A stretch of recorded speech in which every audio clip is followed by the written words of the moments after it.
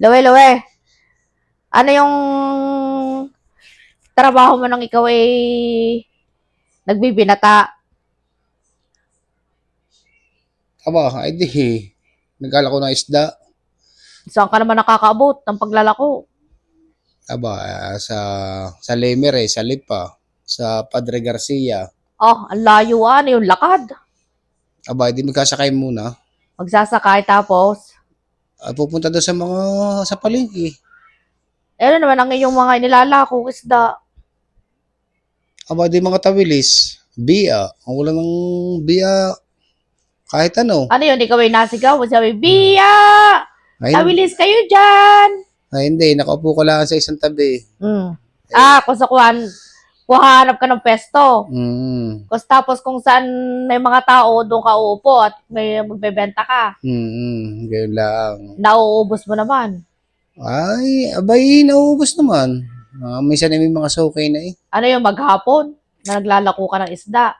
Aba, pag hindi mauubos, hindi maghapon. Oh. Pag madaling mauubos, ay di nauwi ng maaga. Ay, saan kayo ano yung gahuli sa pante o sa pukot? Abay, sa pante ang iba, sa lambat, ang iba ay sa pukot, binibili rin. Sino naman kasama mo ng pamamante, ng panghuhuli ng isda? Abay, marami kami namimili, mga tsuhin ko. Pati ang pagtitinda? Minsan nagtitindi, kasama ko yung mga tsahin ko, minsan ako lang. Ano yun, huli nyo rin. Tapos ibebenta nyo. Oh. Ganyan kasi pag ang aking asawa, bye-bye daw, ang Lemere, Padre Garcia, saan pakwing ka, ng paglalako ng isda. Lahat.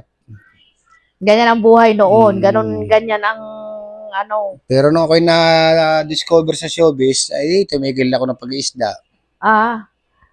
Jimmy Santos, ikaw ba yan?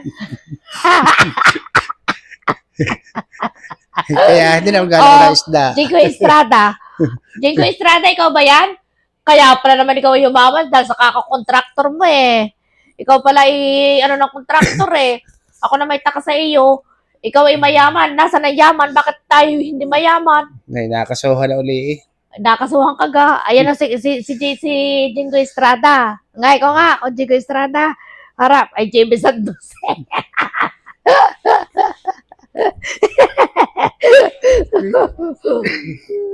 Ayan. Yan po ang kwento ng buhay ng aking asawa nung kabinataan niya. Naglalako daw ng isda.